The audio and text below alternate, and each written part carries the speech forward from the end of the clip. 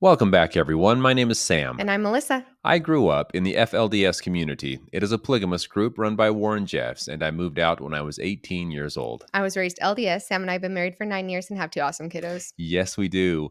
We want to really quickly thank all of our YouTube members and also all of our donors on DonorBox. We really do appreciate your love and support. Yes, today we are really excited to have a special guest to be able to give us a presentation.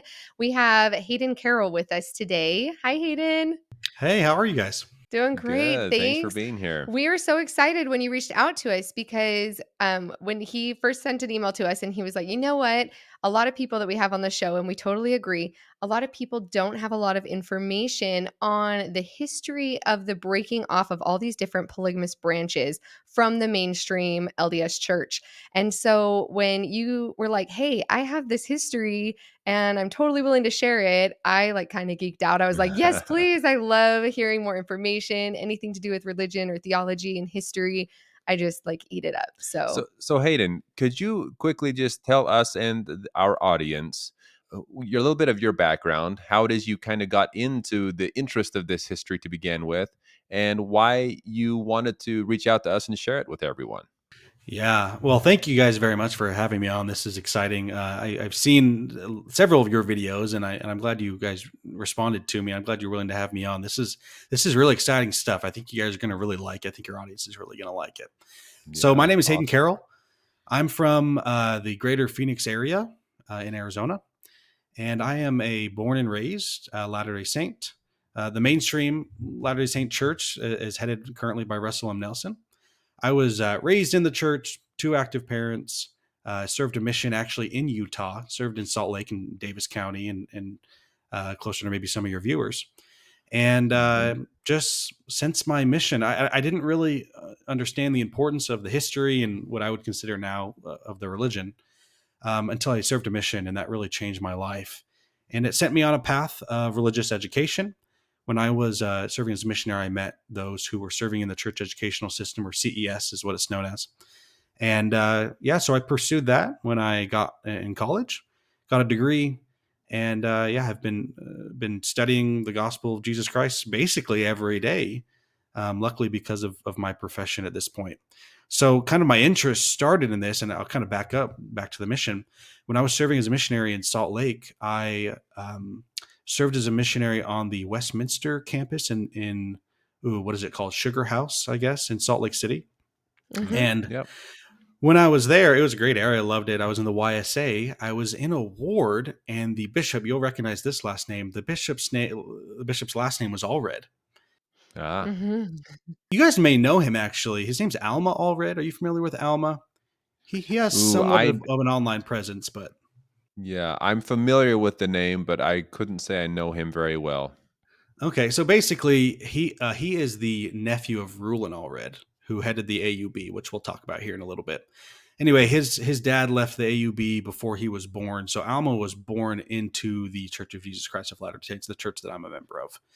And from there, that was kind of my first touch to plural marriage, and he had a lot of stories, and he's a genius. He taught Institute for who knows how many years, decades. He was an admin at the University of Utah, but taught I think taught seminary. I don't think he was paid for. I think it was a volunteer position. But he kind of sparked my interest in this topic, and I've kept in touch with him. I've been home now for almost 10 years, and I guess it'll be 10 years next July. And since then, I've loved studying the history of plural marriage in the church, starting from Joseph, and we'll talk about that tonight, all the way up until, Heber J. Grant lived plural marriage. George Albert Smith, I guess, lived plural marriage. David O. McKay did not. But in there's some, like you talked about, the breakoffs or the schisms that I've become really interested in, specifically Lauren Woolley and his claims and the history behind that. So anyway, that's kind of my background and why I'm interested in these topics and how kind of I got here. Nice. Well, we're very excited to hear a little bit more about all of this because a lot of people have questions about this, and we don't have all the answers. I don't know if anyone does, but we're excited to see your research and be able to share that with our audience because there is just so much to this story, I have a lot of relatives which we'll get into. My own grandfather was a big part of this. And so I'm excited to see how it all kind of ties together. Yeah, absolutely. Yeah, I think your audience is going to love this. If they, well, if anybody, whether they be a Latter-day Saint or whether they be a former Latter-day Saint or whether they are a plural marriage advocate today, this is history that needs to be known by everybody. Which is why Yeah. I feel so passionate. But I almost feel like a moral obligation to share this, which is kind of why I reached out. And just so your viewers know, the reason I reached out is because I've seen your channel up for a while, and I've seen a couple of your videos. And the other day I was watching a particular video, and in your interviewee, you were interviewing her, and basically she gave the background from what she understood, which I don't fault her at all. I don't think it's taught very often, even in the groups, right? Even in the plural marriage groups. It sounded like she didn't understand really where her roots were past the AUB, which I guess she was a member of. But that's when I reached out to you, and I said, if you would have me on, I would love to share the history and the claims of Lauren Woolley, which is the start of basically all modern fundamentalism, which Sam, I guess you're more familiar with than out of the three of us, right? Yeah. So this will mean a lot to you if you're learning something tonight. It'll mean a lot to you and to your viewers. Okay. Yeah. Well, and I'm, as you mentioned, the Addie from the AUB, it's interesting. I know we kind of talked for a second off camera as well, that I think a lot of people in a lot of these different groups, as well as the mainstream LDS church, don't know the history as well as what, like, you would think that everybody knows their history, but a lot of times they don't, right? They're joining the church based on spiritual confirmations and spiritual experiences and more than what they are off of history lessons. So this is like this added bonus of something that you just get to learn more about all of Yeah. these things. And so, you kind of see that in every single group where a lot of times the history kind of falls through the cracks. Yep. Yeah, and honestly, the reason that pushed me to reach out is because as I was watching, I was very interested in the interview. From as a member, a former member, I think of the AUB. I can't remember her exact story. Former, Former member. I thought that she would have known the history in and out. Like I would have thought, like, okay, like this is the history. Like these are the individuals who this pertains to. Like I don't know. Maybe I'm saying that I can understand maybe where Latter-day Saints don't understand it, but I was surprised to know that even those who live plural marriage are not familiar at all.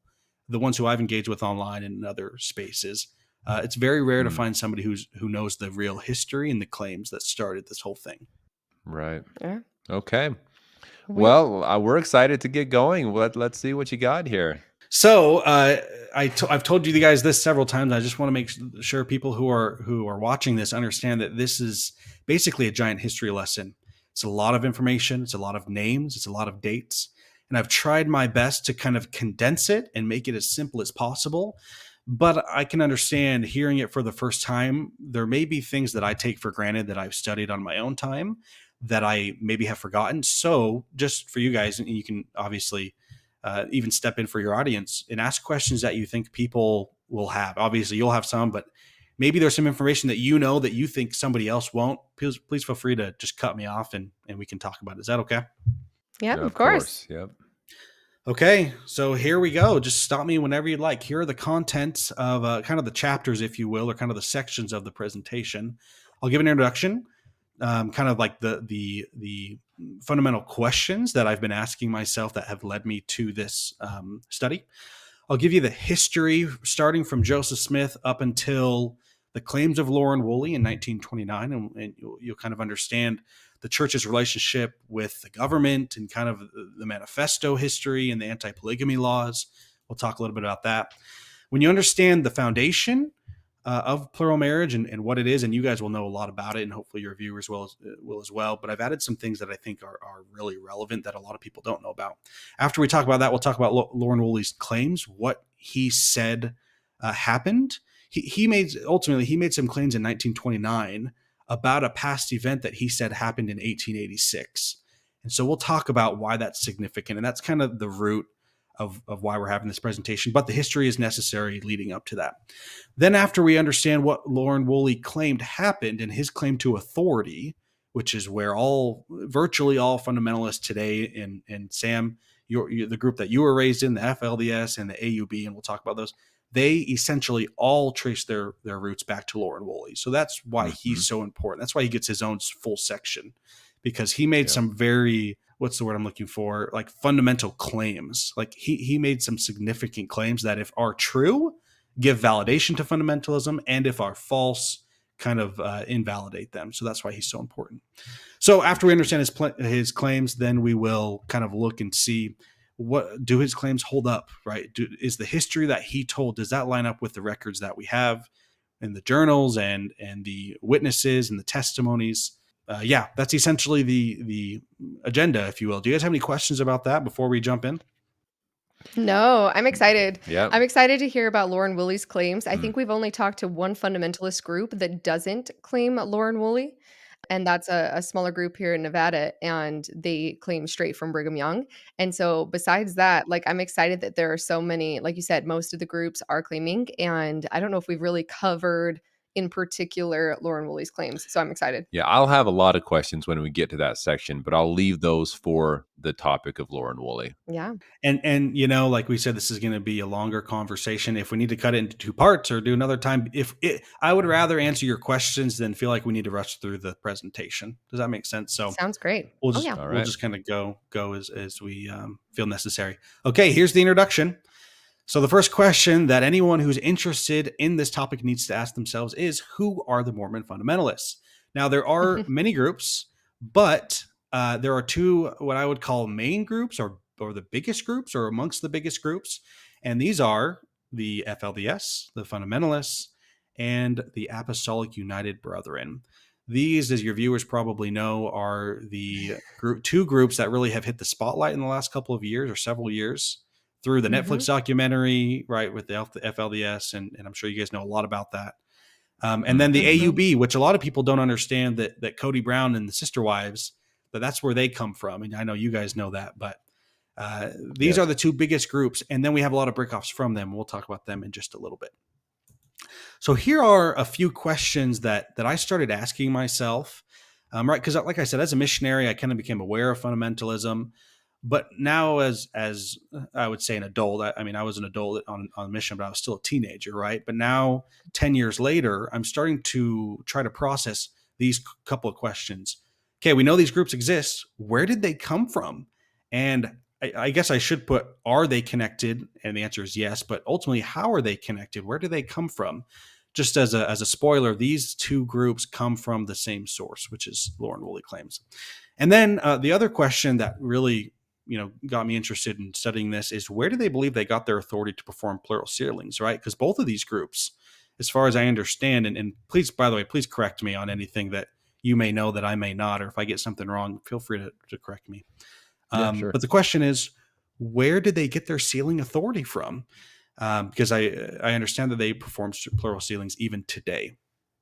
Okay, any questions about that, or any comments you want to make before we move on? The only thing I would say for viewers who aren't super familiar with Mormonism in general, like at its root, the idea of authority is so important, because I know in a lot of other Christianity groups, or I've had talks with different people where I've been like, but where's your authority? And they didn't understand fully what I was meaning. But when you're in a restorationalist group, fundamentally believing that the Church of Jesus Christ was restored through Joseph Smith, and that it was directly restored, that's where the idea of this authority line becomes so important. It's not just believing in the Bible and taking his word and interpreting it in a certain way. When you believe that you have priesthood authority, the lineage matters. And sometimes I think people don't quite understand why the authority matters or why priesthood lineage matters, but it does within all of Mormonism. And then that's where this idea of, who gave them the authority and where it's passed off, and who is righteously holding it, who is unrighteously holding it, who has it and who doesn't, becomes important. So I just want to kind of point that out. Hayden, could you explain to our viewers the difference between a sealing and a marriage? Yeah, absolutely. And I think it's the same in most of these groups. I guess I can only speak on behalf of myself, being part of the church led by President Nelson, or Russell M. Nelson. We would say that sealings is a spiritual, a religious ordinance or religious ritual that is performed by the authority of the church. And the church, typically, as I understand it, including my own, claims that authority from God. So we would say Yes. that we are the only group legitimately performing temple sealings, which we would say last through eternity, compared to a marriage, sanctioned by the government that lasts until death do us part, right? So Yes. typically, when a Latter-day Saint in the mainstream church gets married in the temple, they would be married and sealed in the same ceremony, and the church would recognize it, and the state would recognize it. Yes, thank you. We just have a lot of viewers to ask that question. They say, you guys keep saying ceiling. What's a ceiling, right? I just want to make sure that was clarified. And to answer your question, Hayden, yes, speaking for the FLDS, that is exactly what they believe as well. Okay, excellent. Okay. By the way, Melissa, I'm glad you brought up authority. I have a whole slide on that. Why that's so important. So you're right on track. Oh, hopefully not too far ahead of the curve. No, not at all. This is perfect. Okay, so here is a little chart that you guys may have seen. I think this is just Mhm. off of, and I'm not claiming this is perfectly accurate. I think it's mostly accurate, very accurate anyway, of the different breakoffs and the timeline just off of Wikipedia. I think if you look up like LDS or Mormon fundamentalist leaders or schisms or whatever the word is, you can Yeah. find this. Yeah, I know it sounds funny to say that Wikipedia would be such a good source for these things, but they really do actually have this one, and they have the other ones, the breakoffs from, Joseph Smith time, the Brighamites and then the Rigdonites, and they also have a really good one of that as well, so it may sound funny to say from Wikipedia, but it's a good source for these Yeah. things. And so your viewers can go look this up. I have edited it a little bit because it had some question marks and there's a couple of things, and I kind of whited some things out that I thought were distracting. But this is essentially what it is, what you'll find online. Now, that being said, there are two groups and one individual in here that we're really going to focus on. You see the fundamentalists, you see the FLDS, and you see the Mhm. Mhm. Apostolic United Brethren, right? You see the Kingston group right next to them, and I saw an interview. I think you interviewed one or two people from the Kingston group. I don't know too Yes. much Yeah. about them. If you guys have any insight on them, they're not really a focus of this presentation. I'll just say this, they are also one of the main largest polygamous groups in Utah, and they are growing quite They're rapidly as growing well. faster than the other ones are actually, so they're while they're not like you said, they're not one of the 2 biggest at this time, they're growing at such a rapid rate that I think they're going to become one, if not the largest, and there's some major problematic things. We have a Kingston that Amanda Ray, we're actually interviewing with her in 2 days, so some stuff will be coming out soon, more about some of their beliefs. Cool, awesome. So yeah, I'd love to learn more. Any information you have, I'm ready to eat it up. Okay, so here is the final star, and this is really the focus of the presentation. The AUB, the Apostolic United Brethren, the FLDS, we're going to kind of set them aside for basically 90% of this presentation, and so we're not too much concerned about them. I know there's a lot of good information that we could talk about them. What I'm concerned about, at least for the purpose of this conversation, is where did they come from? Remember those few questions? Where did these people come from? How are they connected? Where do they claim their authority? That is Mm. all answered in the person and claims of Lauren Woolley. So that ultimately is going to be the purpose of the presentation. Oh, here I have on the bottom, I'm going to be giving this presentation to a group of mainstream Latter-day Saints here in the next month or so. So I just have our succession and profit starting from Heber J. Grant all the way down to President Nelson. So if anyone's Mhm. interested, I tried to line it up with the years. So Perfect. okay. Sorry, Joseph is a little orange. I don't know if he is on your screen. It's the contrast on my monitor, and now my face is exuding orange from his face. So anyway, Oh, this slide is important because of what Melissa said. In 1843, Joseph Smith is already practicing plural marriage, but he ultimately gives a revelation prompted by his brother Hiram to satisfy his first wife, Emma Smith, on the topic of plural marriage. That's known as Doctrine and Covenants 132. And it's still in our scriptures today.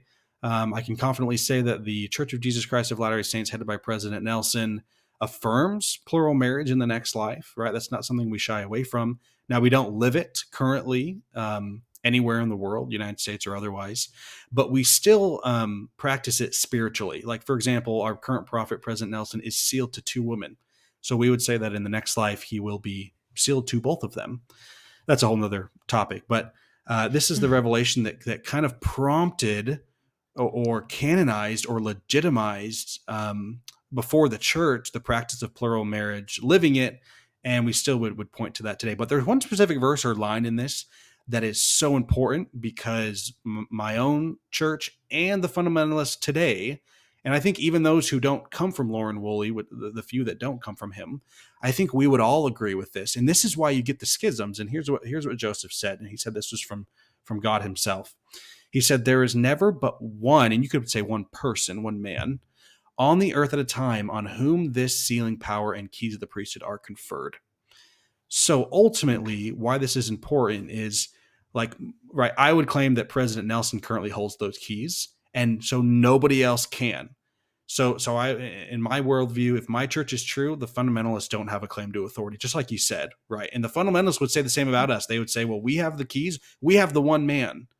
And because of Yep. that, nobody else does. And that's why you get schisms, because you get people disagreeing and you get people butting heads. And so ultimately they basically break off and say, well, either I'm the one man or I'm supporting the new one man, or however they view it. And so this scripture in particular, this doctrine shared by all of us, is really the crux of the issue. It's really what starts the issue, because if you can only have one man, then you're going to have multiple groups who are claiming that. Does that make sense? Do you have any questions or comments about that? No, I think I just appreciate you recognizing and bringing up some of those questions, like talking about the fact that the mainstream LDS do believe in plural marriage in the next life, because I think sometimes Latter-day Saints can be a little bit confused by that. They're like so almost scared of the word polygamy. And they're like, Yeah. no, we don't do that anymore. And they want to separate. They want there to be this big separation between fundamentalism and themselves. I think sometimes just out of fear and because of these secondary crimes that are all over, it's like, oh no, that's not us, that's not us. And so I guess I appreciate your recognition of you have to, yeah, in order to be a true believing Latter-day Saint, you do have to believe in this, that there is one man, and that your church, like in D&C 132, it's very clear that polygamy is a principle, an ordinance like of the gospel, and that it would go on into the next life. So I just appreciate you acknowledging that, because I think Right. sometimes there are people who will try to say, "Oh, I don't know, I don't have to believe in polygamy to be a member of the LDS church." And I'm like, "Well, you kind of do Mhm. according to the scriptures." Yeah, I would agree. Now, when people get baptized, whether you're 8 years old or older in your convert baptism, we don't ask people if they affirm plural marriage, right? We actually ask them if they would reject it, right? Reject the living of it, right? But we don't ask people to confirm the doctrine. Now, I would say you cannot be a consistent believing Latter-day Saint if you reject it. Yep. But we don't, if they're, Joe Schmo down the road in my ward doesn't believe in plural marriage, as long as he's not preaching against it, the church is not going to come to his house and, remove his Right. records. But yeah, I would agree with you in that it is so intertwined in our doctrine and of exaltation that you can't really get around it. So Yeah. anyway, Yeah. And then to your point here on this slide, the keys, the power of holding the priesthood keys. I just want to point out as well that yes, the FLDS 100% claimed to be the one and only church that held those keys and that had that power. And so you'll even have some of the breakoffs or some of the fundamentalist groups that get really upset or angry about the other groups because they claim that they have the truth, but they all think that they are the ones that have it. So there's a lot of, I guess, this debate out there. totally. And just to be fair, right, the Latter-day Saint Church would fall into that same category. I know it, unfortunately, I would say unfortunately, we're seeing a lot of more mainstream Latter-day Saints being afraid to claim the one true and living church upon the face of the earth. And I would Mhm. posit that that's another fundamental that you can, otherwise you're a Protestant, right? If you're not claiming the one authority, you're not a restoration. You're not the church that Joseph Smith started anyway. So, just to put a little plug in, if you're a Latter-day Saint watching this, don't be rude about it. Don't use it as a club, but don't shy away from being the one true church. And I'm saying that to all the fundamentalists. Ultimately, you kind of have to hold that position. But I'm seeing more and Yeah. more people shy away from that because they feel elitist. They feel like it's a turnoff. But anyway, yeah, I'm just agreeing with you, and I'm kind of owning that applies to my Yeah. church as well. Okay, Yeah. Yeah. here's a really important quote, and this plays into the last one. Joseph said, and I think all fundamentalists would agree with this, and this causes some problems as we get into the history of Lauren Woolley. We'll see in a second. He says, it is necessary to know who holds the keys of power and who does not, or we may be likely be deceived. So I would hope that those who claim keys would claim that this is also true, that it is important, right? If you don't know who has the keys, then you don't know who's administering the ordinances of salvation, right? So yeah, I just put that in there because I think it's so fundamental, and I think the restoration groups from Joseph on, whether they live plural marriage today or not, would agree with this. Yep. Okay, the history. Here we go. I'll kind of just run through it. You stop me if you have any questions at all or any comments. Sure. In 1830, Joseph Smith becomes the president of the Church of Jesus Christ of Latter-day Saints. He's probably living plural marriage by 1835 with Fanny Alger first, and there's a whole story there. But in 1843 that we just read, he gives the one-man rule, right? So he's open. I take that. He's introducing plural marriage. He's living it quietly, if you will, and he's sharing it with close friends, but he's not out in the open living it. In 18, there's a succession crisis. Oh, did you have a comment? Yeah, sorry. I was just gonna say, Fanny Alger is someone who gets brought up and is definitely, I would say, a very sore and sensitive topic for, a lot of people that are looking at this history for the first time. I don't know if you feel comfortable kind of giving a quick overview of that and why that makes people feel uncomfortable, and where maybe your position as someone who's active in the church can say that, you know what, no, it was okay, or like a way to feel comfortable as an active Latter-day Saint. Do you mind opening that up? I know that could be like a whole other thing, but just her age and that kind of stuff. A brief history and then just kind of our position on it. From my understanding, Yeah. she was 16 years old. She was living with Joseph and Emma, kind of as like a nanny or like yeah, I don't even know what the word would be. Yeah, kind of like a nanny, right? She was kind of a housekeeper, if you will, Mhm. for them. The LDS position, and so Joseph instituted or instituted a sealing with her or some sort of marriage with her in probably 1835. We don't have the exact date from what I understand. But that caused a lot of issues, obviously, in Emma's house because she was unfamiliar. This was new to her. Joseph was probably hiding it from her, from what we understand. The LDS position would be, and I think all the fundamentalists would claim that Joseph was commanded to live plural marriage, right? You guys may be familiar with the story of the Mhm. angel and the Mhm. sword, and basically, if you don't do this, I'm going to find someone else who will. So that would be Yes. the claim that That's he was something. commanded to do it. He wasn't commanded necessarily to marry Fanny, but he was commanded to restore the principle in the fact that the restoration would bring about the restoration of all things. So plural marriage was part of that, right? And our position would be that he didn't know how to live it, but he felt the easiest way to do so would be because Fanny rather was already there to institute it with her.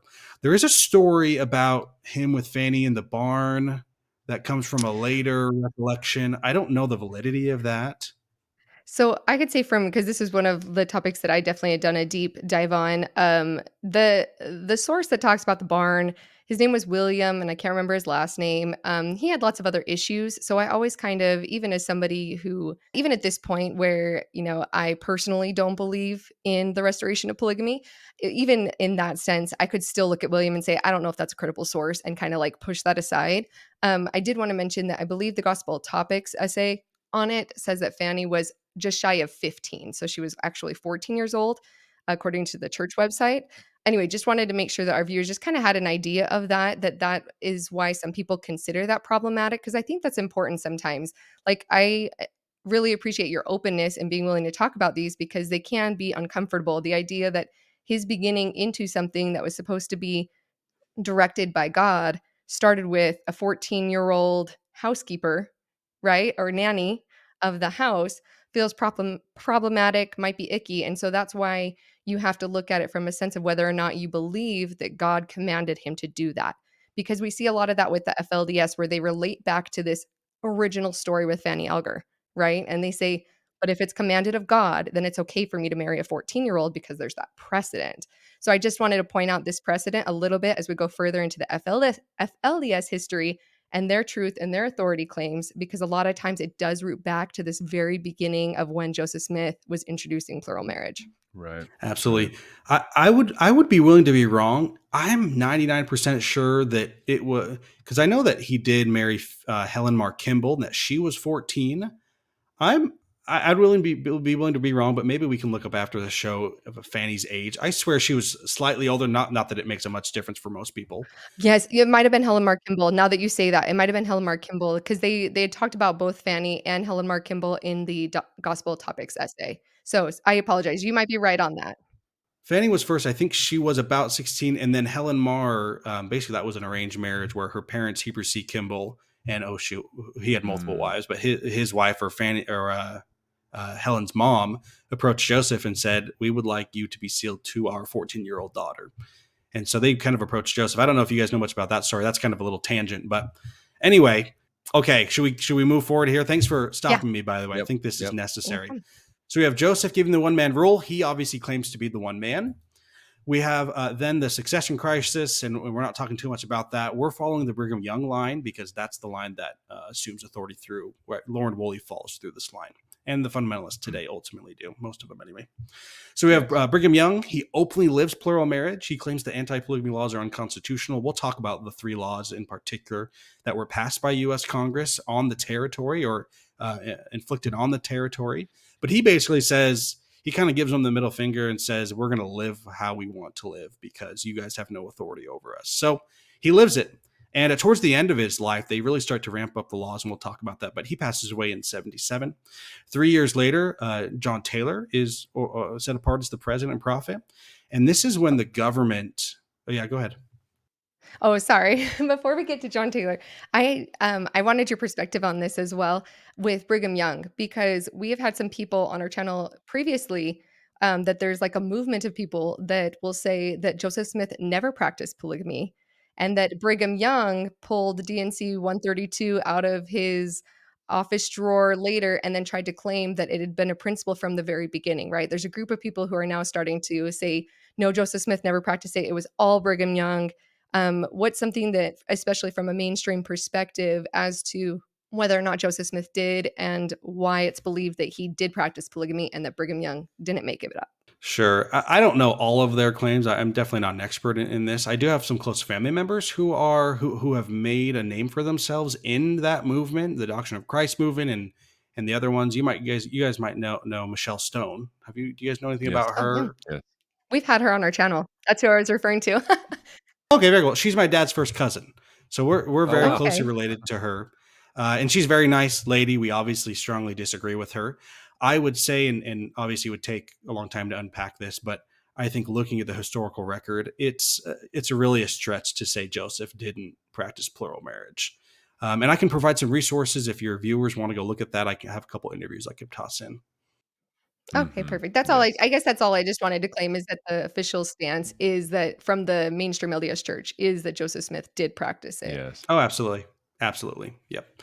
Okay. So Brigham Young openly lives it. John Taylor lives it underground, right? This is when the laws are being passed. And so ultimately they're putting, and you know this, right, from your own grandfather, that they were Oh, putting yes. people in jail for living plural marriage. So ultimately, John Taylor said, we're not going to do that. So we're still going to live it. It hadn't yet been revoked or not commanded through the manifestos. And so ultimately he lives it underground until his death in 1887.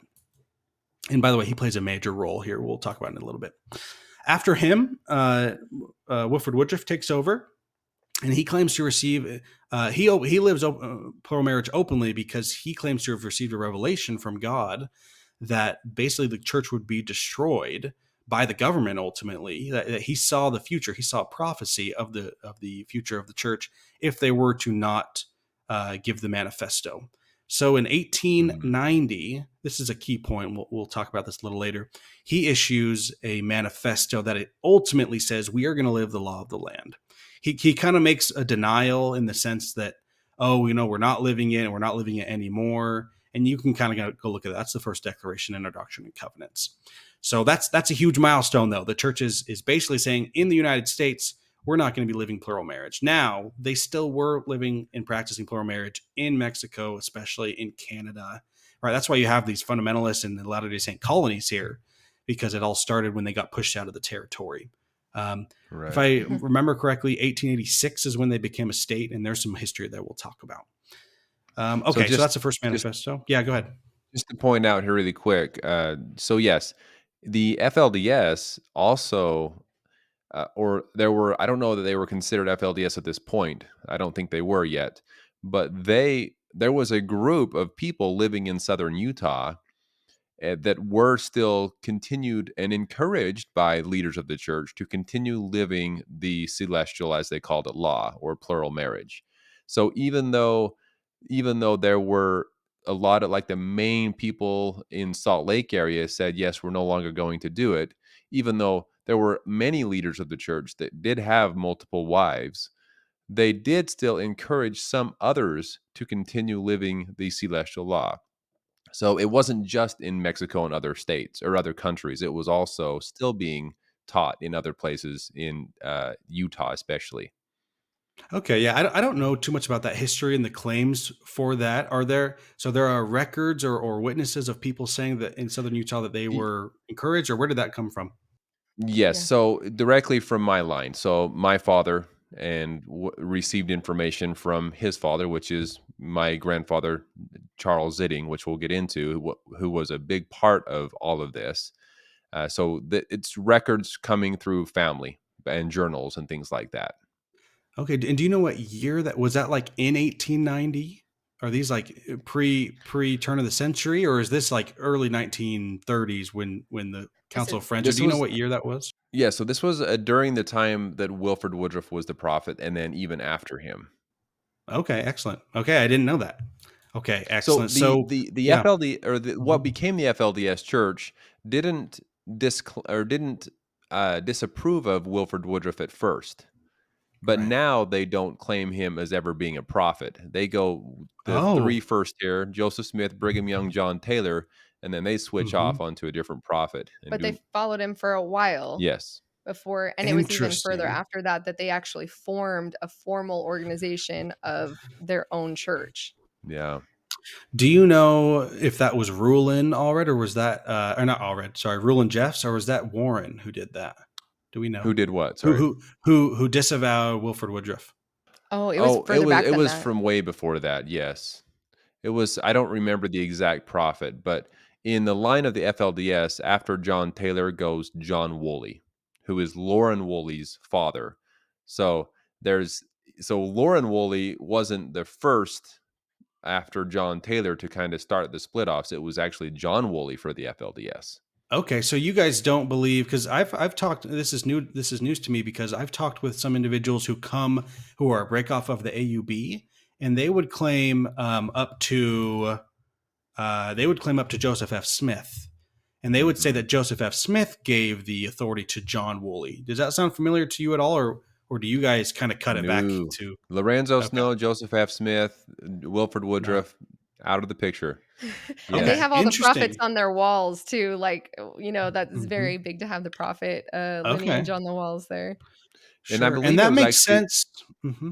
Yeah, go it ahead. was in that group of people, which my grandfather was a part of, that Hmm. said, "No, we're not going to follow these claims of the manifestos," because there were two manifestos, Right, and they said, right. "No, God is not going to command us to stop living this celestial Hmm. law, or this plural marriage was Right, commanded."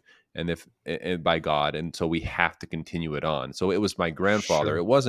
It wasn't Reuben Jeffs or Warren Jeffs that started that. It was from long before them. Well, and they didn't really take the manifesto seriously until the 1910 manifesto, because the 1890, I Hmm. mean, we've read that one. It's pretty dang vague. It's, Right. Yeah, it it's absolutely is. very, very appeasing, very careful. And like you Hmm. just said, obviously they were still, you know, practicing it, but trying, not doing new marriages, or Hmm. they weren't supposed to be doing new marriages, whether or not new marriages happened or not. That's a lot of Right. discussion that I'm sure Yep. you'll get into. But Yep. yeah, so it wasn't until the second manifesto that at least the FLDS took it seriously, Mhm. that the mainstream LDS church was becoming apostate In their eyes, Sure. in yes. their Okay, eyes. and Yeah. that and that makes sense because is it the Second Manifesto in 1904? That's Joseph F. Smith, I'm pretty sure. Is it Where they 1904? Okay. basically started saying we're going to excommunicate you now if you do this. Yes. Right? With Yep. Right. with And they the became with serious. the yeah, with the Wilford Woodruff there was no excommunications, right? And I have some Right. history there that we'll go over. So I guess I should qualify this by saying that this presentation is actually made for Latter-day Saints. So that's maybe why, at least I'm giving you the history up until, because Lauren Woolley, he was a member of the LDS, mainstream LDS Church until 1924. And so this is kind of the history leading up to him, I guess, is kind of the way to look Yeah, at it. and a Mhm. lot of the men, like, Sam's grandfather and a lot of the men in these groups Mhm. didn't get excommunicated until, like, long Yeah. after they had already been a part of these polygamous Yeah. groups for a while, it seems like. So it seems like it was a while Yes. before the mainstream church was really willing to excommunicate them for that, because Right. there Yep. is that fuzzy line of, like, "We all lived this too, and so we don't wanna condemn you for having plural marriage, but you can't do new ones anymore because now here's the Right. line and you can't do it." So I think it must have been hard at that time for those prophets to kinda make that final cutoff and Mhm. say, "Okay, no, Yep. no more." Right. Yeah, I'm sure it was difficult because they were living it, right? The leaders were living it. So you didn't just Mhm. cut out your family. So it was definitely difficult. Okay, Yeah. with Lorenzo Snow, from what I understand, he kind of followed in suit with Wilford Woodruff. There wasn't many changes. He was living maybe this in the same way that he was. He was living plural marriage, but they had the manifesto, so they felt safe enough, although they were still administering maybe many plural marriages outside the United States and maybe some in. After him, we have Joseph F. Smith in 1901. He also openly lives plural marriage because he's also sustained the 1890 manifesto, and so he kind of feels safe again from the government saying we're not doing any more. That's kind of his safeguard is, we don't have to worry, and the government's not, they're not persecuting or prosecuting rather the church members like they were in John Taylor's day, 13 years before. So something different, though, that you mentioned, and that is a pivotal point for the Latter-day Saints, is in 1904, Joseph F. Smith says, we're going to start excommunicating you. If you're involved in this, you're going to be excommunicated. Now, the first real excommunications didn't happen until 1911, and we'll talk about that here in a second. They excommunicated two apostles. Well, they excommunicated one, they disfellowship another, and we'll talk about those two in a second. But here's the next hard line of we're done with this. And this one, actually, I would argue this is when the church said no more worldwide, that after Mhm. this, there are denials of Joseph F. Smith. Right? There are people, like, for example, my great-great-grandparents were sealed by a temple sealer in Mexico by the last name of Summerhays in 1906. And when he was approached by the Quorum of the 12 saying, why did you do this? He said, I got permission from Joseph F. Smith. And then F. Smith said, no, you didn't. And so he received some sort of discipline from them. Now, that being said, the Mm. church did honor my great-great-grandparents' sealing. They were active in the church. My grandfather served as a mission president twice after that. So he was in good standing, even though they were married in 1906. Hmm. Okay, last but not least, we have Heber J. Grant. He did live plural marriage, but by the time he was the senior prophet or senior apostle to become the president, he only had one wife living, and he didn't take any more wives after that. He continues to make regular excommunications of plural marriage dissenters.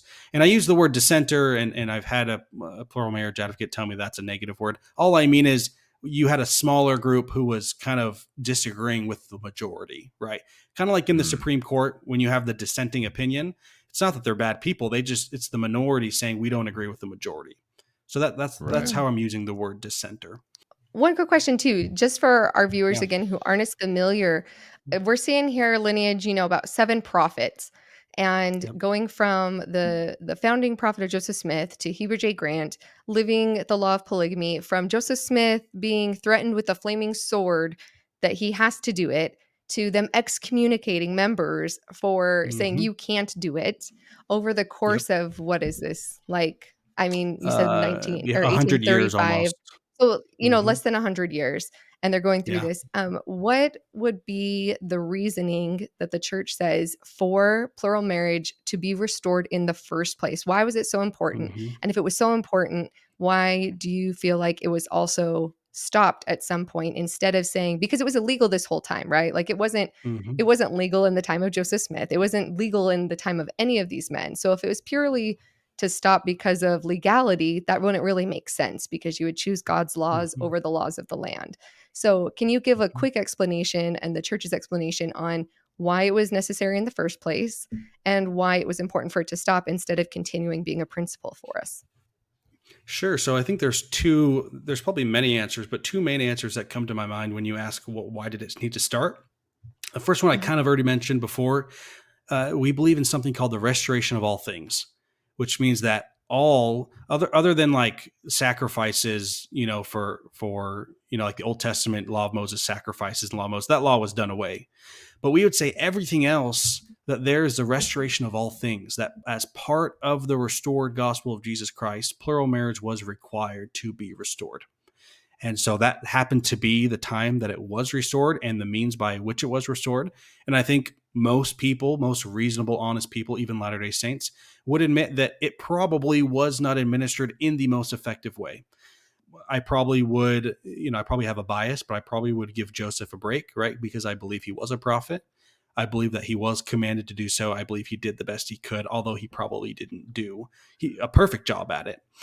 So that's the first reason, restoration of all things. And then you may be familiar with the Book of Mormon verse. I think it's Jacob chapter 2, verse, what is it?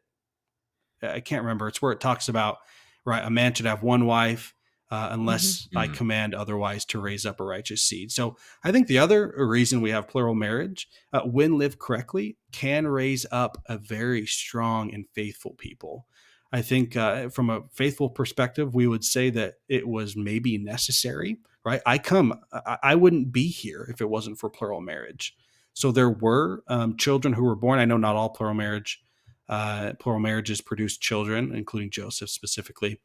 But most of them, obviously Brigham Young, right, John Taylor, they all had children and many wives. And at least my family and my children and my grandchildren are a result of that. So does that make sense? Those are kind of my two answers: the restoration of all Yeah, things definitely. and the I strength of the have one church, follow-up we would say. question just because of Yeah. we've had a lot of people comment on our channel about this, especially Mhm. biblical Christians that Yeah. say Mhm. that an idea of the restoration that who practiced polygamy within the Bible that we're restoring it from that wasn't under what was it? You know what comment I'm talking about, right? We've had Yes. multiple comments. Can you give a couple So examples of where that's being restored from the Bible that where it Sure. wasn't just like mistresses, but actual yeah, sealings? because some people will also say that the Bible wasn't the people or the men in the Bible that practiced polygamy. It wasn't because Mhm. God required it of them, but rather it was them choosing to do it and God putting up with it in a way, I guess you could say, but Mm. not him commanding them to do it. So not trying to put you on the spot with Sure. like all the history. I'm Sure. just trying to think of the questions that our viewers ask And all the if you don't time. have the answers, that is perfectly fine. We're just curious. That's okay. I'm actually looking up DNC 132 because it actually mentions. Um, okay, let me just read one verse for you, and this will kind of give an overview, if you will, and I can kind of give some commentary on it. This is Joseph speaking in his claim on behalf of the Lord. He says, DNC 132, verse 1: Verily, thus saith the Lord unto you, my servant Joseph, inasmuch as you have inquired at my hand to know and understand wherein I, the Lord, justified my servants Abraham, Isaac, Jacob, Moses, David, Solomon, my servants, as touching to the principle of the doctrine of having many wives and concubines. So the LDS position would be that, well, first of all, we reject what Protestants and what evangelical Christians would call sola scriptura. I don't know if you guys are familiar with that term. It's basically Latin for scripture alone or Bible alone. So Mhm. kind of one of the games that's played when Latter-day Saints talk to Protestants who love the Bible, and which they should, I think, is Protestants expect us to only learn truth from God from the Bible. And if it's not from the Bible, then we don't want anything to do with it. That's why they reject the Book of Mormon. They don't reject the Book of Mormon because they think it's a bad book. They reject it because they believe in a tradition called sola scriptura, which was born out of the Protestant Reformation, starting with really Martin Luther in 1531 when he put the thesis on the Catholic Church in Germany. Um, Mhm. so so when Protestants approach me and say, well, it's not in the Bible or God didn't command it in the Bible, my answer is, why does it have to? Why is the Bible the standard? So that's kind of my rebuttal. I would say Okay. that God has revealed through modern day prophets that he did allow them, even if it's not recorded in the Bible, that he did allow them, justify them, as he said through Joseph, to have wives and concubines. The most famous one is Abraham, right? When he's supposed to have a seed, to have a posterity, and he can't have it through Sariah or through Sarah. So he gives it through Hagar, I think her name is, if I remember Mhm. correctly. So anyway, yeah, that would be my rebuttal. I know that's a little bit of a doctrinal tangent, but But yeah, Yeah, no, I when we appreciate talk, it. I think, Mhm. yeah, just having an idea of, okay, it's based on Abraham and, like I Yeah. said, like that can be a whole other topic on its own. So we're Right. not trying to like delay it like completely and go to a different tangent, just a general idea. If you guys wanted to talk about sola scriptura, that's one of my other fortes. I love talking about it. I know you're not a Protestant, channel, but anyway, okay. Should we move along here with this? Yep. Yes. Okay, so I hope that explains the history here. Sprinkled in these the lives of these prophets, we start to have the United States federal government, Congress, passing laws starting in 1862 against polygamy, which they start with Congress, or the Republican Party of Congress, or of the United States, starts to call polygamy one of the two twins of barbarism, and the other twin is slavery. So they basically are putting slavery and polygamy on the same level of immoral. So what ends up happening is they start to present laws before the legislature, and they start to pass laws. And so here they are. Here's a brief overview. These are the laws that put a lot of pressure on the church, including John Taylor. The Morrill Anti-Bigamy Act of 1862, which essentially stated that no one was allowed to marry more than one person at a time. By the way, these were made with the Latter-day Saints in mind, right? These were not made for basically anybody else. They were thinking about the members in the territory of Deseret, which is now Utah. And no church in the territories could own more than $50,000. This bill was not heavily enforced. So this is the one that Brigham Young said, we don't care about this. We're going to do what we want. It really wasn't enforced. Now, that all changed towards the end of Brigham Young's, or rather just after Brigham Young, because he died in 1877. This is now when John Taylor is the prophet. And they start to put a little bit more heat on them.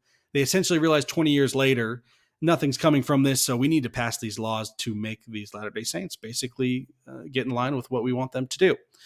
Or live according to how the United States would consider them to live moral lives. So the Edmunds Act of 1882 made polygamy punishable with a $500 fine and up to 5 years in prison. Polygamists also lost ability to hold political offices, be in juries, basically be involved in government, if you will. Realize that this is in the middle of this. Well, in a few years, actually, we have the. I'll talk about this in a second. We have the territory basically drafting up an anti-polygamy constitution because they want to become a state. They feel like there's going to be protection if they are considered part of the United States of America. But this is still causing them problems. This is a lot of the reasons why John Taylor was in hiding. 5 years later, after John Taylor died in 1887 in July, the Edmunds Tucker Act, by the way, these names are basically the representatives in Congress who introduced the bill. So Edmunds, I don't know his first name, and then Edmunds and a guy named last name Tucker. So this one really hurt. This one really sunk the teeth into the Latter-day Saints, and this was being pushed through towards the end of John Taylor's life, which is why he died in hiding. It took away the vote from all polygamous men. It also abolished local militia and allowed for the confiscation of virtually all church property except for their chapels. So essentially the temples, right? You have the St. George Temple. I'm trying to remember, was the Salt Lake City Temple. I think the Salt Lake City Temple was done at this point. I could be corrected on that potentially. But basically they said, we're going to come take all your stuff. And they meant it. They sent out officials to the territory, and they really sunk their teeth into the Latter-day Saints. So this is important. This slide's really important because it kind of shows the pressure that the Latter-day Saints were under, the leadership anyway.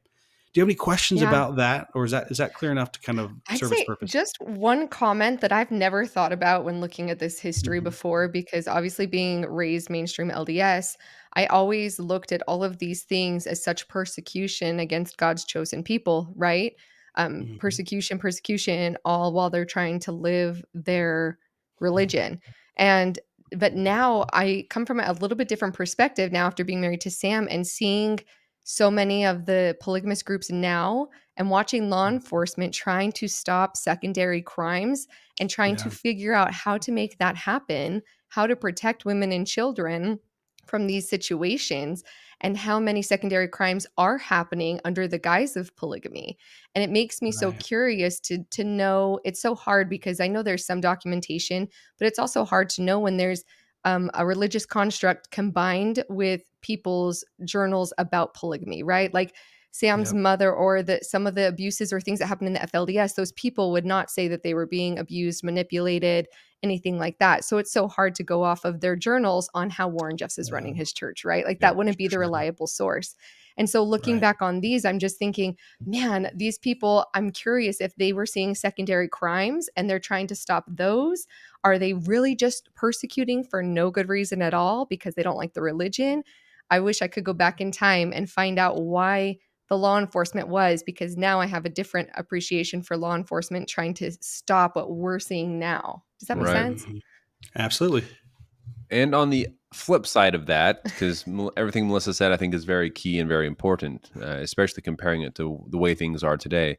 But on the flip side of that, this kind of stuff right here that we're looking at was one of the main reasons that the FLDS would teach that they were the one and true church. Because even though the government came after them, even though Satan tried to tear them Mhm. down and put an end to what they were doing, they held fast. They put up with the persecution.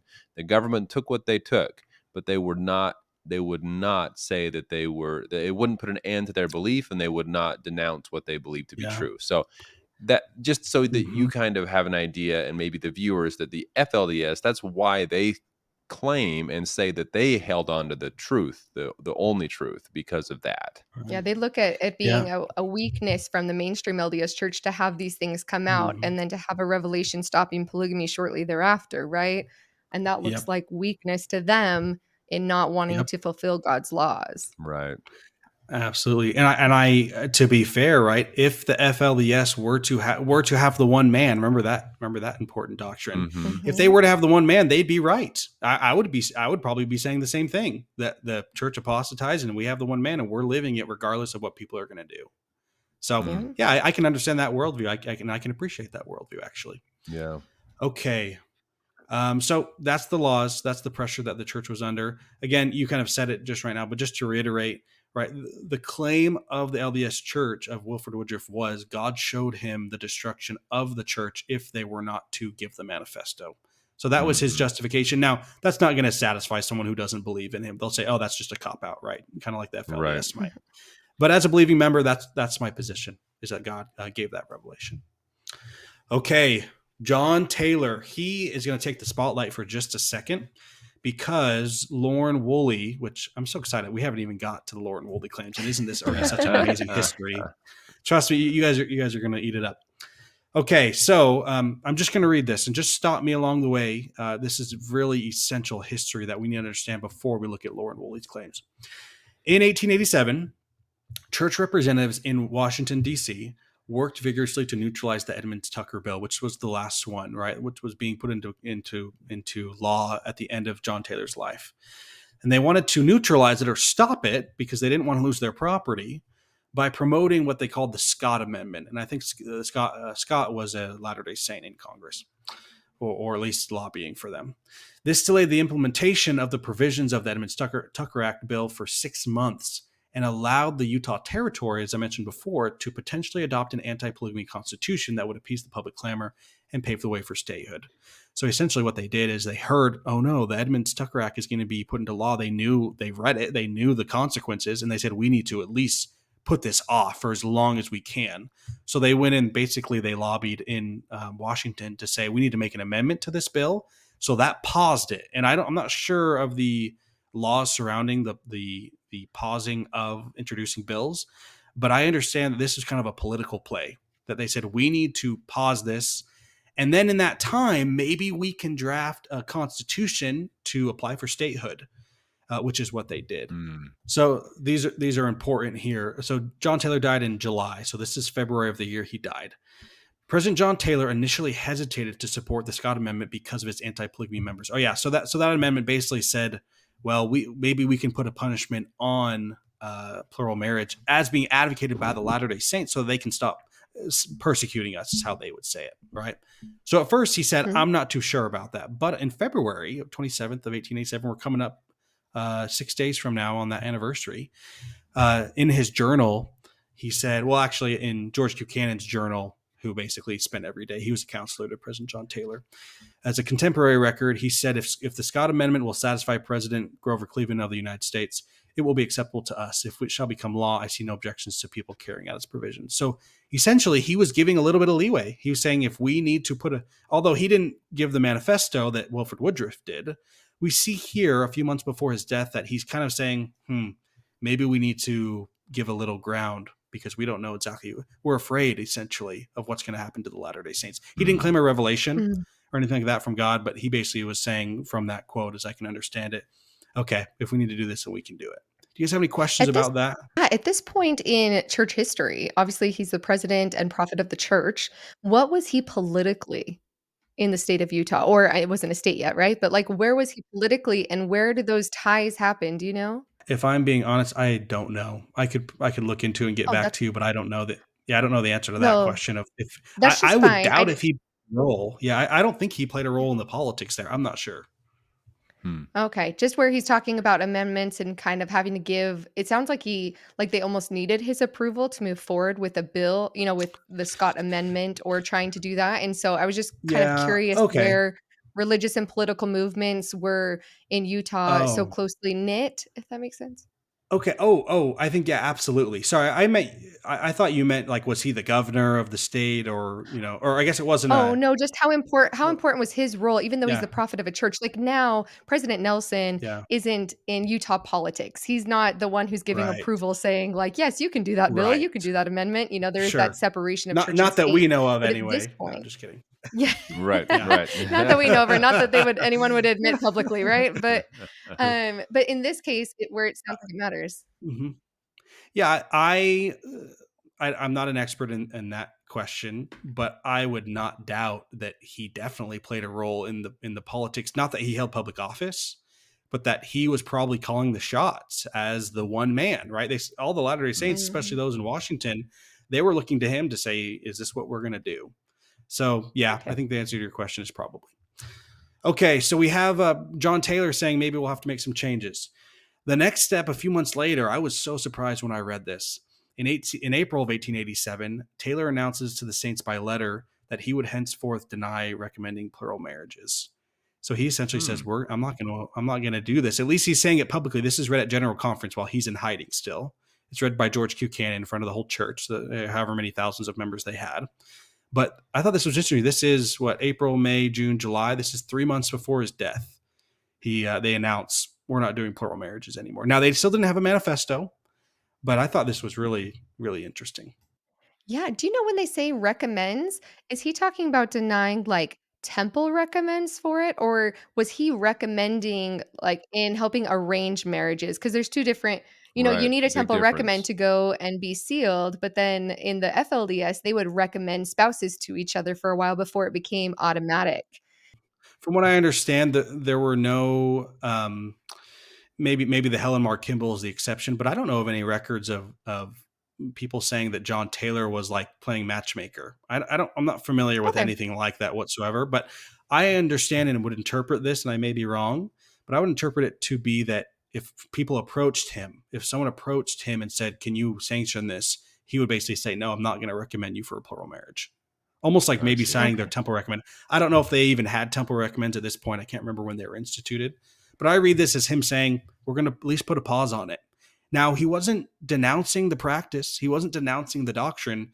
He was saying, we don't, we're basically the Edmunds Tucker Act had its teeth deep in him. And he was Mhm. trying to figure out the best move. And maybe this was just a pause. If he would have lived longer, who knows what he would have done. Huh. Yeah, and I gotta wonder too if his statement there or his quote was in some way to get the government off of his back. Because, like you said, he never denied that it was an important law and that it was doctrine. So you have to wonder if that was given publicly to kind of get the government off his back and say, "Hey, look, I'm not doing anything here. Leave me alone." Right? You know? You know, totally. And I don't have a problem with that. That may likely be the case.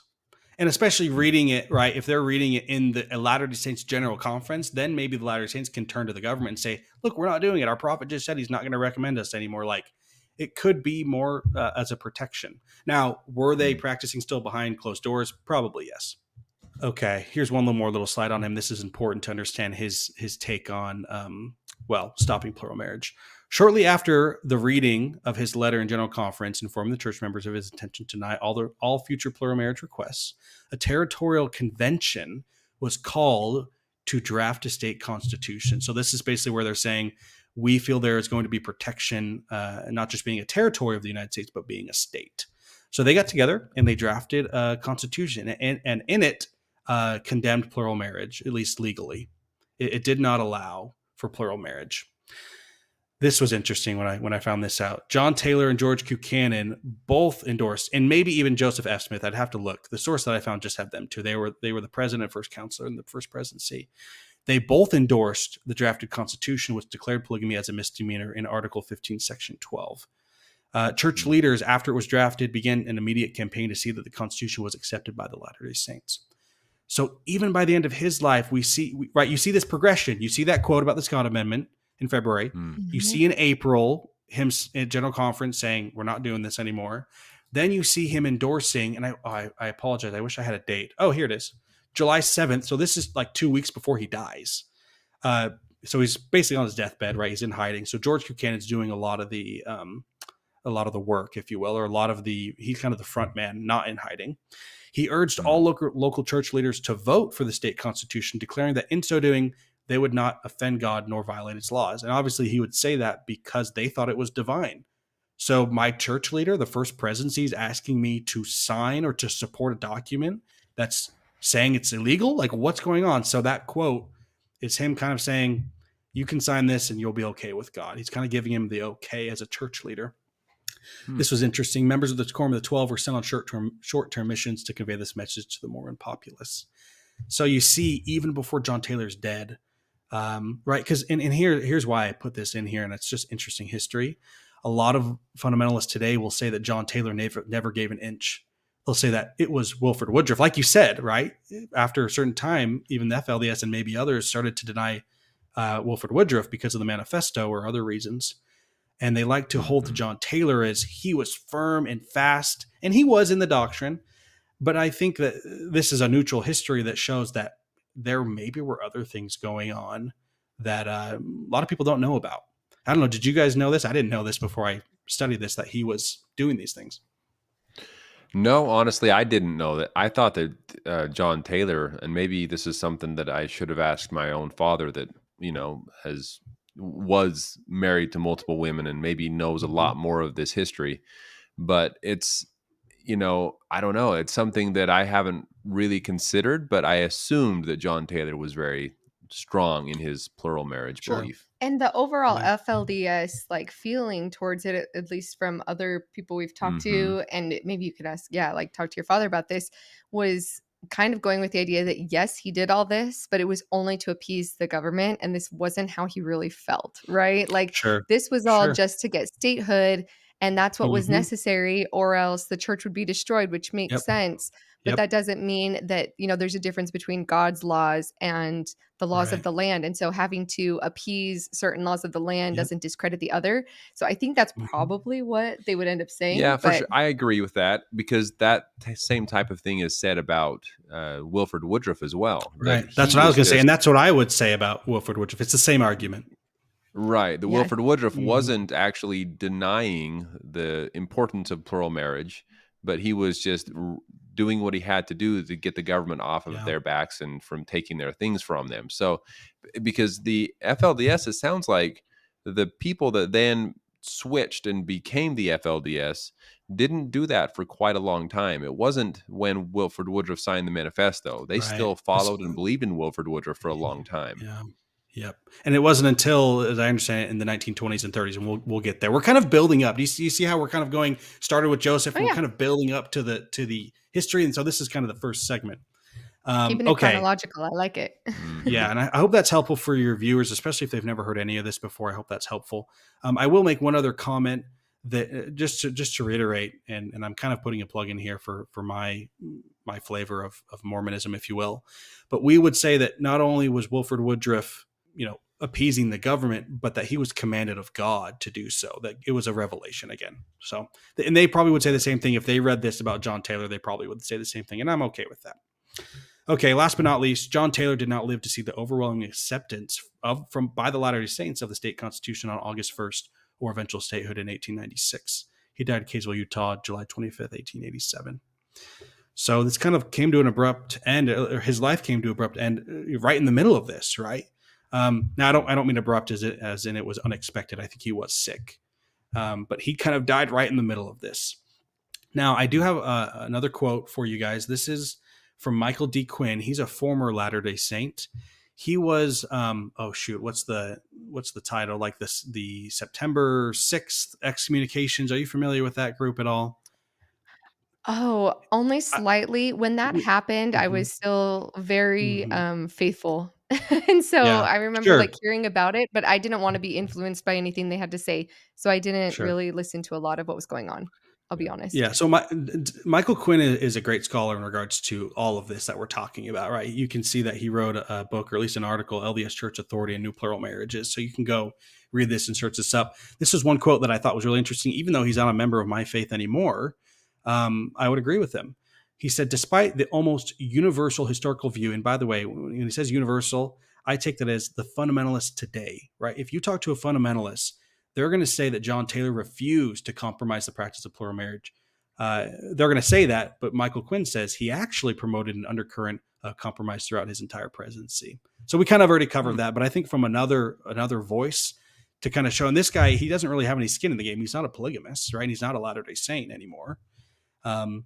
actually don't know where he is. I don't know if he's still living or passed away. I don't know anything about him, to be honest. But yeah, I think that's Interesting. important. Okay. You know about this, I assume. This is a claim of authority that plays a huge role into the Lauren Woolley claims. It's called the 1886 Revelation. Are you guys familiar with this, or have you Yes. heard of this story? Okay, Sounds so more I familiar than I have. am. Yes. okay, so let me just give you the way this is going to work is we're now going to jump forward to 1911. And then we're going to do like a flashback here. So let me just give this to you first up on the top right. This picture, by the way, this is John Taylor's son, and his name is John W. Taylor. He was an apostle. At his excommunication trial before the brethren in 1911, because he was advocating for plural marriage, Elder John W. Taylor of the Quorum of the 12, President Taylor, son of President Taylor, presented a revelation handwritten by his father, which he found in his father's personal items shortly after President Taylor's death, his dad. John W., the son, claims that this legitimized his continued support of plural marriage. Because the revelation does not specifically mention plural marriage and the fact that President John Taylor never presented it to the brethren of the church or to the church at large, it was not considered binding. And his argument was ultimately rejected by the brethren, and he was excommunicated. So let me put this into perspective. Here's the revelation. I guess we can kind of look at this. This is a handwritten note that the church may actually have in their possession. I actually don't know who has it. They may have it. I don't know if the mainstream church has it or who has it. But this is a handwritten letter that, as far as I understand, scholars who look at this say that, yeah, this is President John Taylor's handwriting, the father. And so Wow. his son, as he's getting excommunicated, I'll just kind of reiterate that and rephrase it. He basically pulls this out and shows to the brethren, his quorum members, as they're trying to excommunicate him. He says, look, my father received a revelation, and his interpretation of this revelation was plural marriage is lasting forever. And you have no right to excommunicate me because my dad received revelation from God himself that said this is going to live forever. So the fact that you're excommunicating, it was basically his last ditch effort. Now the interesting thing is, this was not forged, as far as we understand. The Mark Hoffman letters. I don't know if you guys are familiar with those. That's Yes. later Yeah. in the church's history. Funny enough, that's my grandma's first cousin. So we have a lot Oh, of wow. interesting. Mark. Anyway, so forgeries, those forgeries don't come until a lot later. That's like 50 years later, 60 years later, 70 years later, maybe. Mhm. This one, as far as we know, and I would even be comfortable saying that what you're looking at on the screen, the letter there, dated, and this date may sound familiar to you, September 27th, 1886.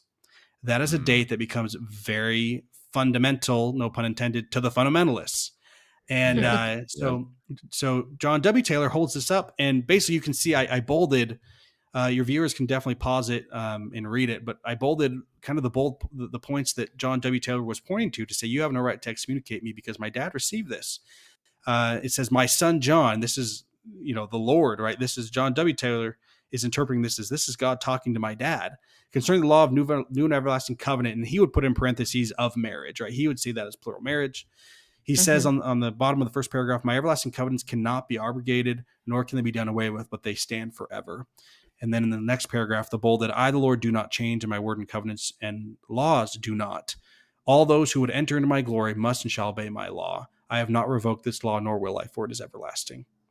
So the Mm. fundamentalists today look at this handwritten note from John Taylor and they say, that's from God. That's legitimate revelation. This gives us authority, or gives us the right, if you will. It gives us, what's the word I'm looking for? Like it boosts their take, or it boosts their worldview to Right. say that, wait, John Taylor did receive a revelation that says plural marriage is going to last forever.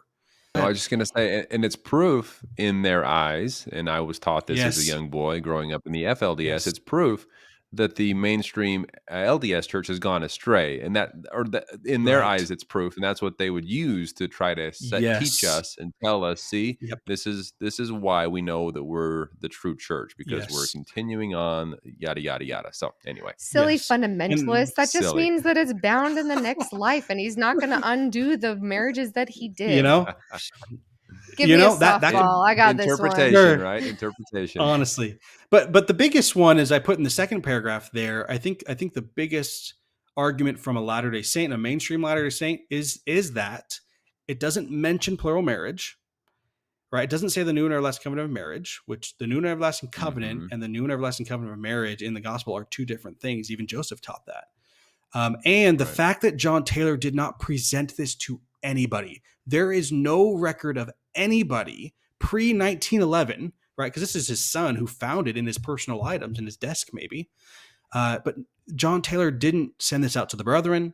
There's no record of that. He didn't send it out to George Q. Cannon to go read it to the church. He didn't, you know what I mean? Like, Yeah, this definitely goes into as like fatherly revelation over his family. Like, right? Like, okay, this wouldn't yeah, be from, at least this is how I would have interpreted it. Would sure, be, he specifically says, my son John, meaning he was going and yeah. praying for his son. He's Well, receiving fatherly yeah. revelation. Oh, I need to clarify here.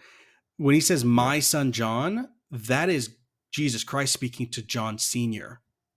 Yeah, Does that make yeah. sense? Yeah, it's exactly, yeah. Does Oh, that make okay. I sense? misunderstood that. I Yeah. thought he was Yeah, talking to sorry. Elder John W. I Taylor. apologize.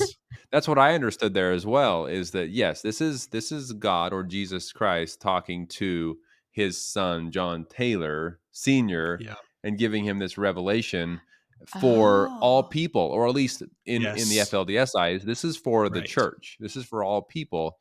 And Yes. and some people might even claim that John Taylor Sr. left it there for his son or for someone to read. I don't know for sure on exactly where the stance is on there, but John Taylor's Mhm. son here that we have a picture of, he was a member of the Quorum of the 12 Apostles, right?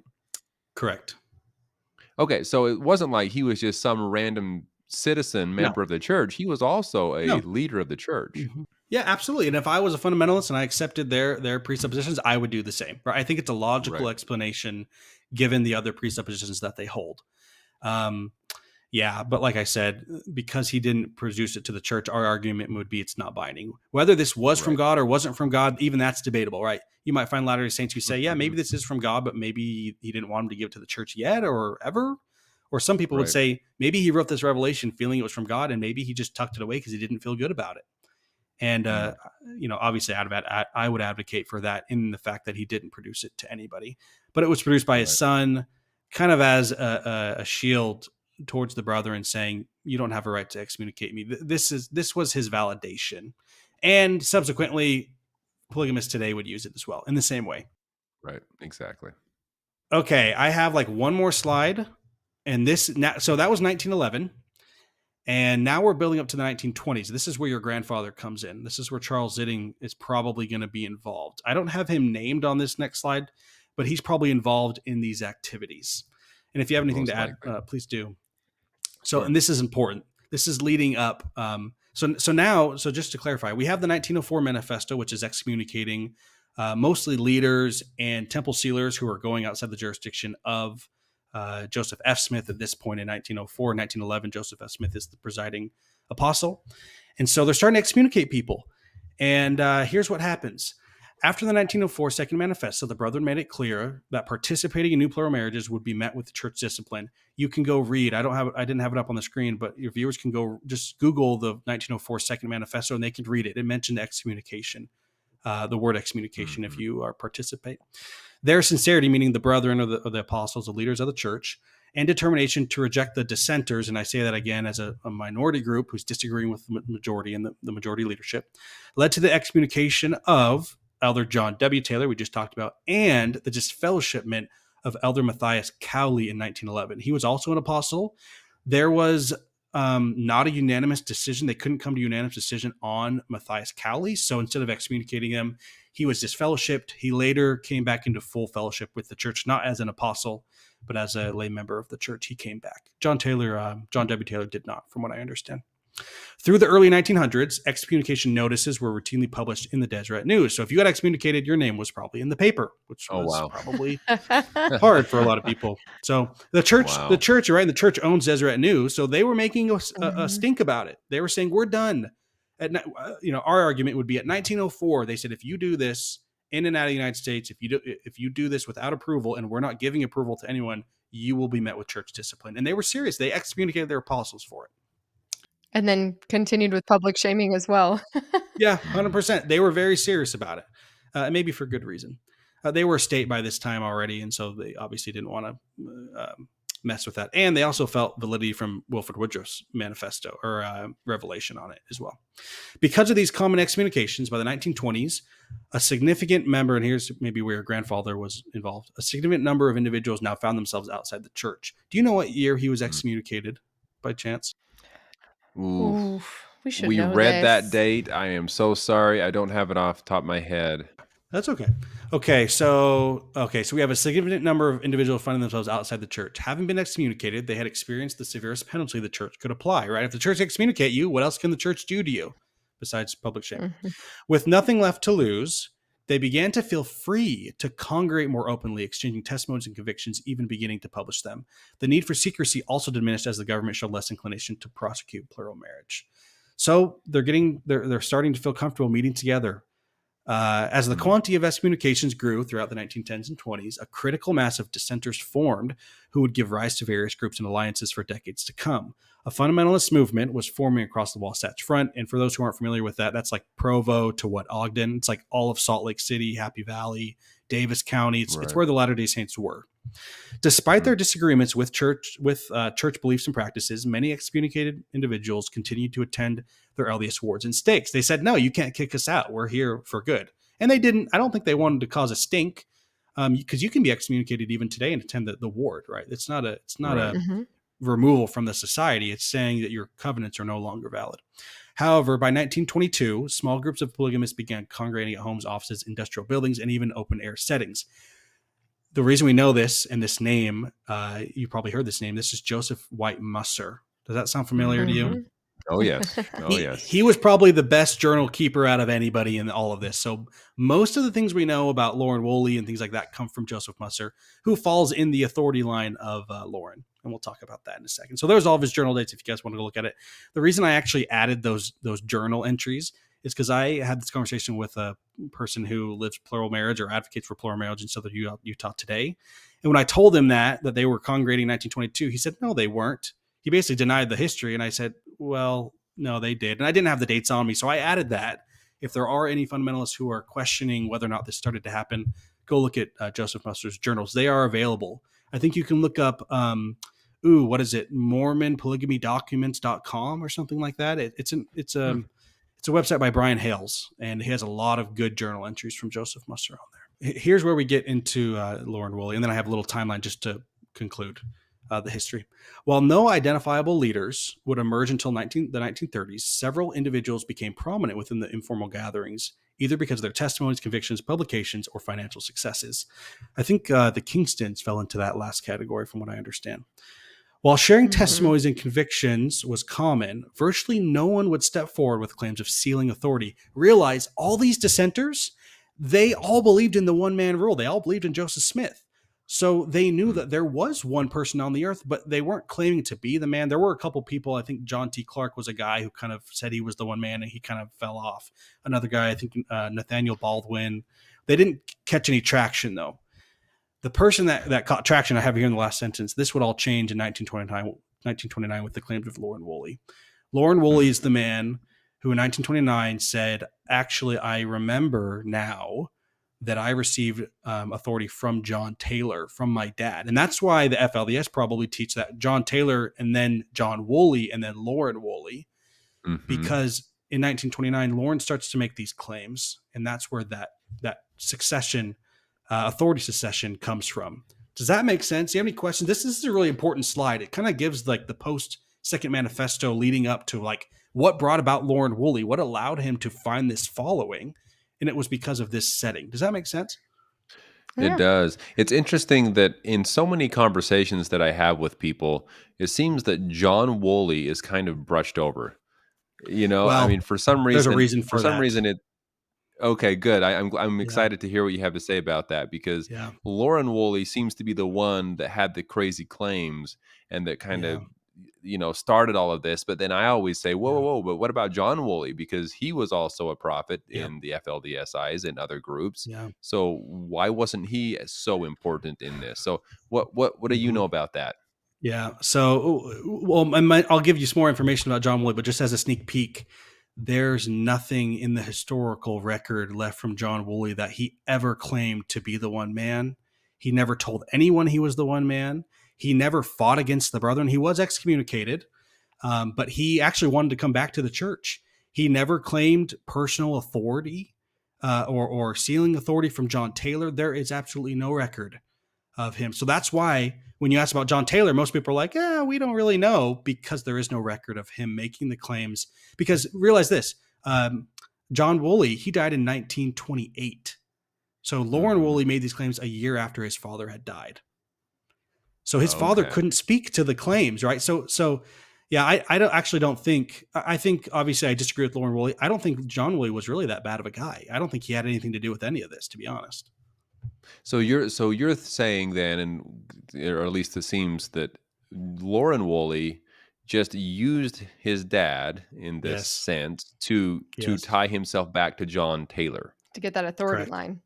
right? Correct. Okay, interesting. Wow, And I'm gonna have to bring this up with someone that's active FLDS and see what they have sure. to, or if they haven't, maybe they Mhm. don't have any information. Maybe they Well, just say, "Oh, this is what we were told." sure. And I will say this. It once you get into the breakoffs of the FLDS and the AUB and the breakoffs from them, you start to have like Joseph Musser, you start to have Rule and Allred, you start to have them Hmm. making claims that John Woolley was talking about this before his death. So you Right. do have these non-contemporary second and third hand accounts saying, "Oh yeah, I talked to John Woolley and this is what he said." So you have a lot of buildup in the history later. My point Right. was there's no contemporary first-hand record from John Woolley. There's absolutely nothing that validates Wow. what Lauren said. Those claims of his involvement don't come until obviously Lauren Woolley, but then even a lot later, after Lauren Woolley dies, 50 years after he dies or 40 years after he dies, you start to have the head of the AUB and other people saying, making claims that no, he was involved, John Woolley was involved. And so fundamentalists today will point to them to validate John Woolley's involvement, because they can't point to anything John ever said, because there's nothing. Hmm. Does that make sense? Wow. Yeah. Yeah. Yeah. Anyway, really, really interesting. Okay. Interesting. Yeah. Do you feel like you're drinking out of a fire hydrant quite yet? Because we're just getting started. I hope you guys are. This is all No, So, we're this is all great information, though. and I will tell you, it's so necessary, because you can't really appreciate Lawrence Woolley's claims and the observation of his claims until you understand all of this. Okay, really quick. We don't really need to talk to. This is just an overview, just so people can either pause the video or take a look at it. This is 1843. Joseph Smith gives the one-man rule. The government starts to pass anti-polygamy laws. This is everything we talked about. Brigham Young becomes the one man. He basically says, no, we're going to live it. He dies. John Taylor dies, and the Supreme Court. Oh, you know what? I forgot to mention one thing. Brigham Young actually did all he could before his death to get the the Moral Anti-Bigamy Act to get pushed up to the Supreme Court of the United States to see if they would strike it down. And unfortunately, it did not get there. It eventually did, but it didn't get there until after his death, and they upheld it. They sustained it. Mm. So he didn't get to see that, but he was really pushing even politically, because he was. I don't think he was the governor. I don't know what the leader of the territory was called. What's it, governor? I don't even know. It might have been. He was the political leader of the territory, so he was pushing that in the legislature and in the what's the branch, the the Supreme Court branch. The name's escaping me at this point, but he dies, and they upheld it. John Taylor becomes the one man. The church representative promote the Scott Amendment, which allows Utah Territory to adopt an anti-polygamy constitution. John Taylor states, if the Scott Amendment, right from President Grover Cleveland, then it will be acceptable to us if he accepts it. The Scott Amendment forbids plural marriage.